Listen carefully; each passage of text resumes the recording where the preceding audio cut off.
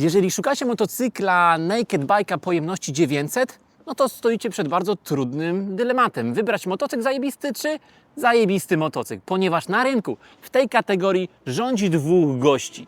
Jest to Kawasaki Z900 i Yamaha MT-09. W dzisiejszym odcinku porównamy te dwa sprzęty i zobaczymy, co jest lepsze. Oglądajcie.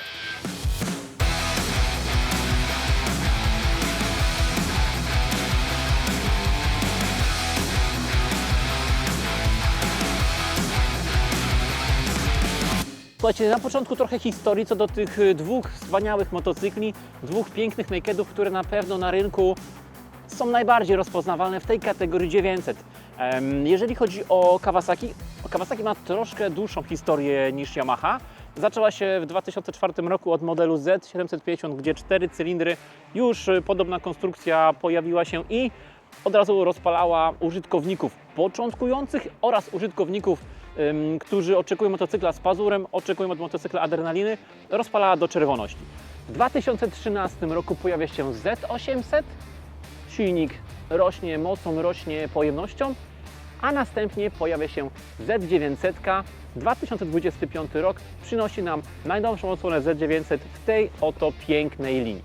Co do Yamahy, Yamaha w 2004 roku raczej promowała swojego Fazera Nakeda też na 4 cylindrach, ale 600, więc tutaj troszeczkę musiała gonić co do momentu obrotowego i co do mocy, więc tutaj nie za bardzo miała szansę konkurować z tym oto pięknym Kawasaki. Ale w 2013 roku pojawia się nowa kategoria motocykli MT. Choć oczywiście wcześniej te motocykle również w ofercie Yamahy były. Było MT-01, MT-03 z pojemnością 660.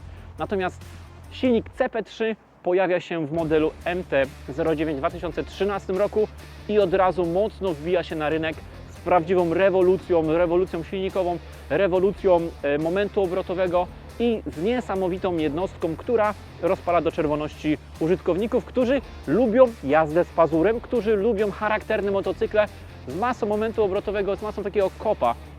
Silnik 3-cylindrowy, który był takim kompromisem między 4-cylindrową rzędówką kręconą do wysokich obrotów, a silnikiem V, czy powiedzmy nawet silnikiem jednocylindrowym, który ma kopa od samego dołu, który ciągnie motocykle od samego początku. I taki był silnik CP3, który nie brał jeńców na początku w pierwszych seriach produkcyjnych. Ten motocykl naprawdę nie miał sobie równych dla osób, które uwielbiały wariowanie, uwielbiały pajacowanie w mieście, jazdę na kole, jazdę driftem, czy po prostu bardzo szybkie, dynamiczne przemieszczanie się z punktu A do punktu B.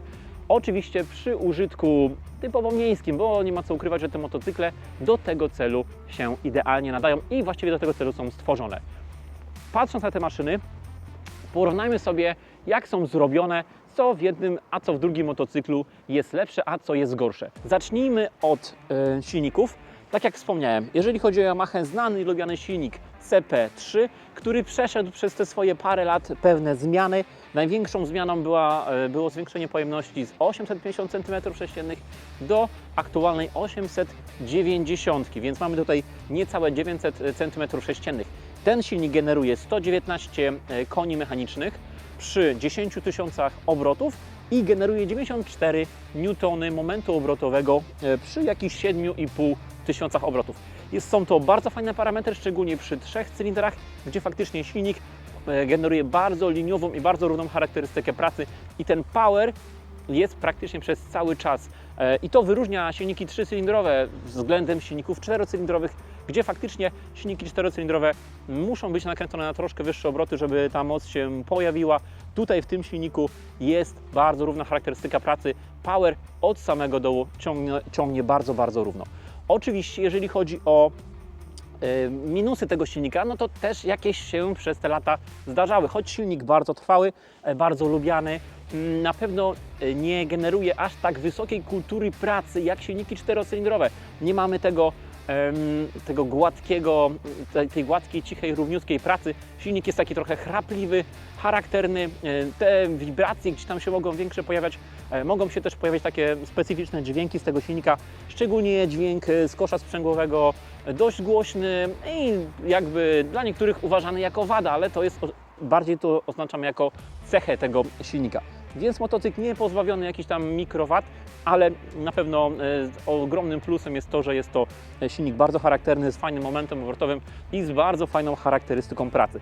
Oczywiście, jeżeli chodzi o, tak jak wspomniałem, minusy tego silnika, no to poza tymi, tą kulturą pracy gdzieś tam pojawiały się jakieś problemy z napinaczem łańcuszka rozrządu, ale tak naprawdę właściwie tyle. Ten silnik dostawał ostro, że tak powiem, za swoje w eksploatacji, nie był w ogóle oszczędzany i ten egzamin jak najbardziej zdał. Uważam, że silnik jak najbardziej poprawnie się na rynku odnalazł i tą swoją renomę na rynku jak najbardziej ma. Co do Kawasaki, co do silnika Z900, tutaj pojemność troszkę większa. Mamy tutaj prawie 950 cm3. Oczywiście z biegiem lat ten silnik po prostu był rozwijany, pojemność była zwiększana. Silnik generuje 124 konie mechaniczne przy 9,5 tysiąca obrotów, więc ten maksymalny punkt mocy pojawia się troszkę wcześniej niż w przypadku Yamahy, mimo silnika czterocylindrowego, więc jest to fajna rzecz, ponieważ też mimo 4 cylindrów nie trzeba go aż tak wysoko kręcić. Co do momentu obrotowego, mamy tego momentu troszkę więcej niż w Yamasze. Mamy tutaj 97, prawie 98 Newtonów momentu obrotowego przy troszkę wyższym zakresie, przy 7,7 tysiąca obrotów, więc mamy większą moc i mamy większy moment obrotowy, ale też troszkę większą pojemność i 4 cylindry. Oczywiście gładka, równa, bardzo płynna charakterystyka pracy.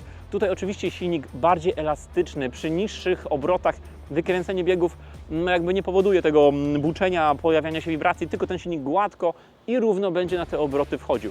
Oczywiście jak to w silnikach czterocylindrowych, gdzieś tam w granicach 5000 obrotów pojawiają się pewne wibracje, pewne mrowienie na podnóżkach i taki specyficzny mleczko w lusterkach, gdzie no po prostu ten silnik przechodzi ten pewien swój zakres obrotów, w którym te wibracje czterocylindrowca są odczuwalne. I to było, jest i będzie. I to jest też cecha tego motocykla, więc dla niektórych fajna rzecz, dla innych to może być troszkę przeszkadzające.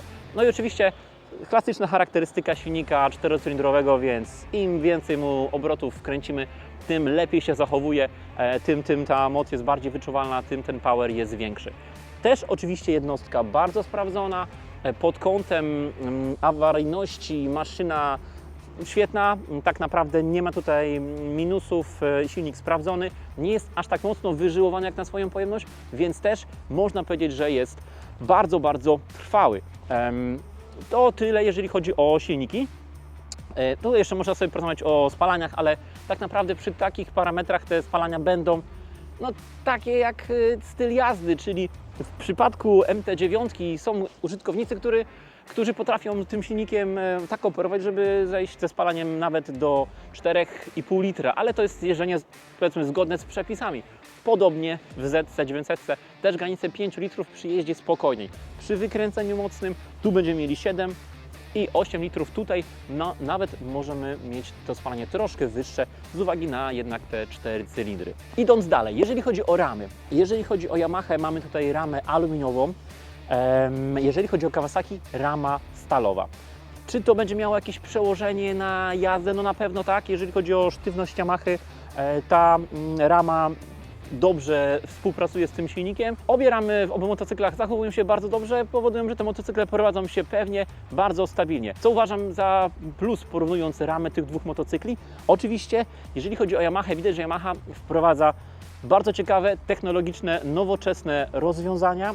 Ta rama jest w specjalny sposób tłoczona pod wysokim ciśnieniem i ścianka tej ramy jest bardzo cienka. Ma to swoje plusy oraz minusy. W przypadku jakichś uszkodzeń, dzwonów, wywrotek większych, tak naprawdę każde uszkodzenie ramy, no to motocykl eliminuje. Ta ścianka jest bardzo cieniutka, więc pęknięcie tej ramy no jest, że tak powiem, bardzo możliwe. W przypadku ramy stalowej jednak jest to troszeczkę solidniejsza konstrukcja, natomiast oczywiście to też będzie wpływało na wagę.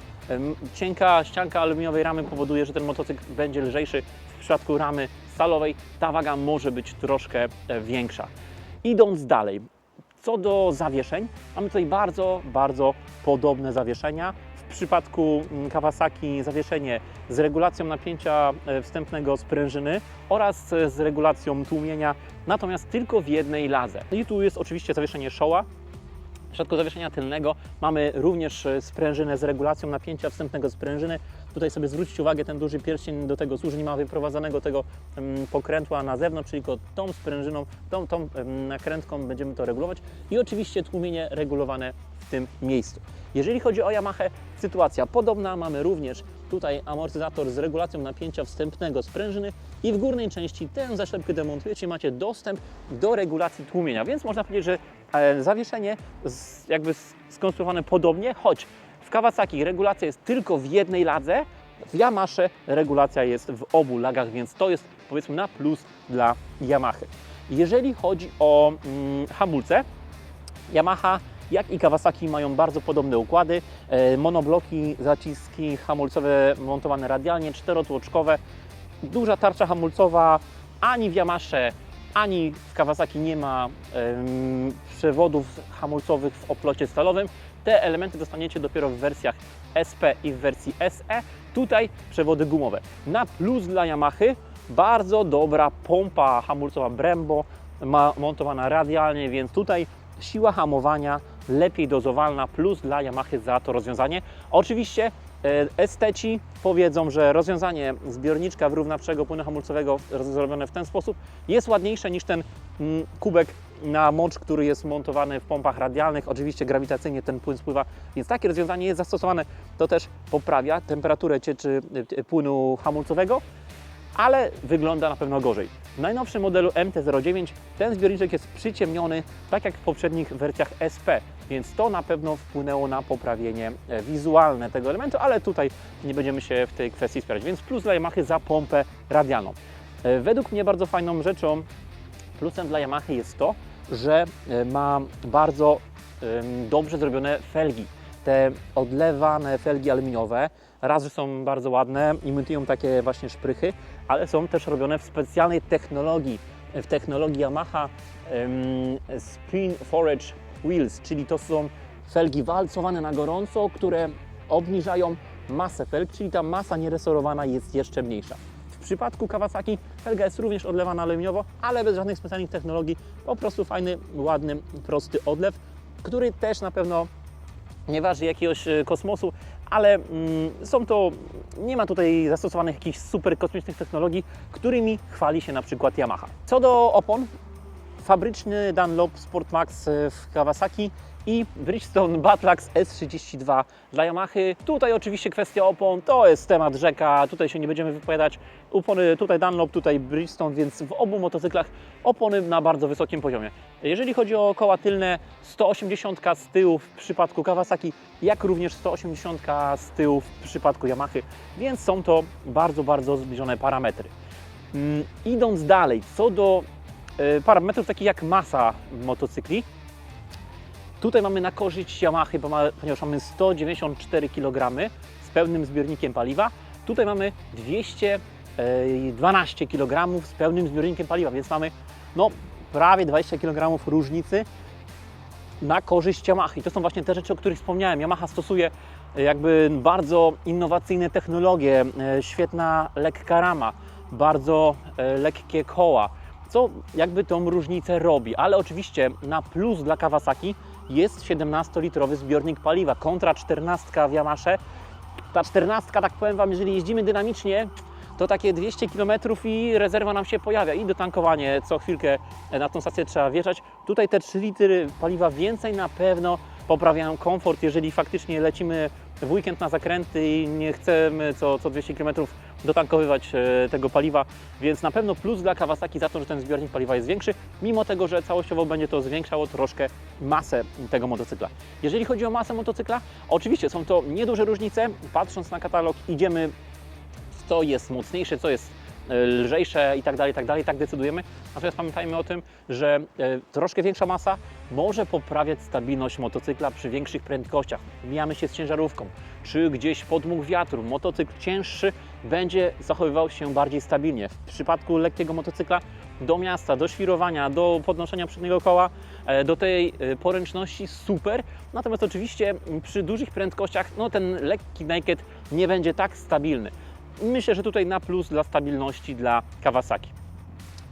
Co do elektroniki, tutaj oba te motocykle są dość dość. Mega mocno zaawansowane elektronicznie.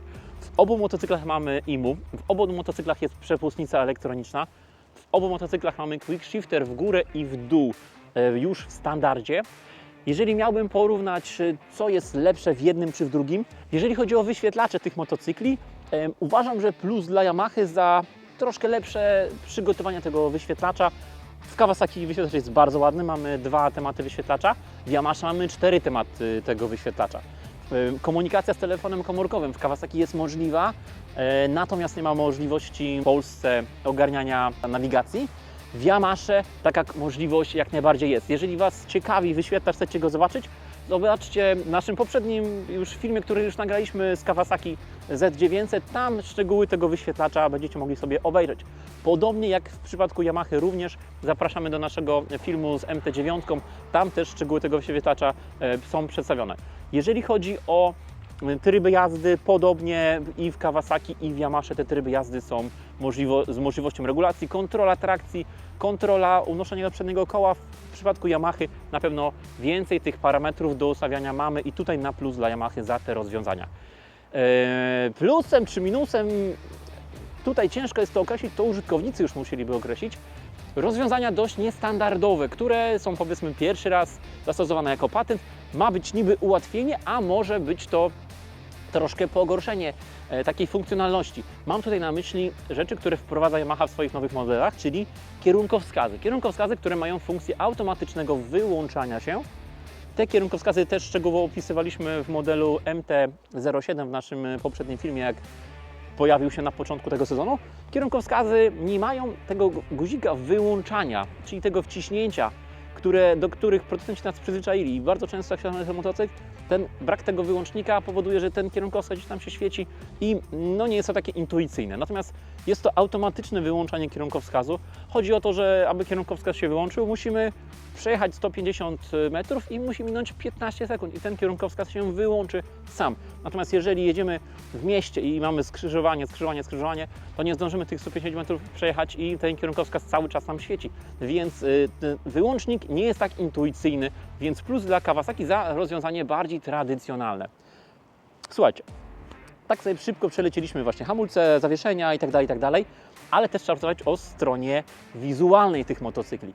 Tutaj dochodzimy do momentu, w którym użytkownik staje przed wyborem Z czy MT. No i oczywiście zaczyna się porównywanie parametrów. Niektórzy lubią blondynki, niektórzy lubią brunetki. Na pewno w przypadku osób, które cenią i lubią tradycyjną motoryzację, 4 cylindry w rzędzie, ten dźwięk 4-cylindrowca, Kawasaki będzie lepszym rozwiązaniem.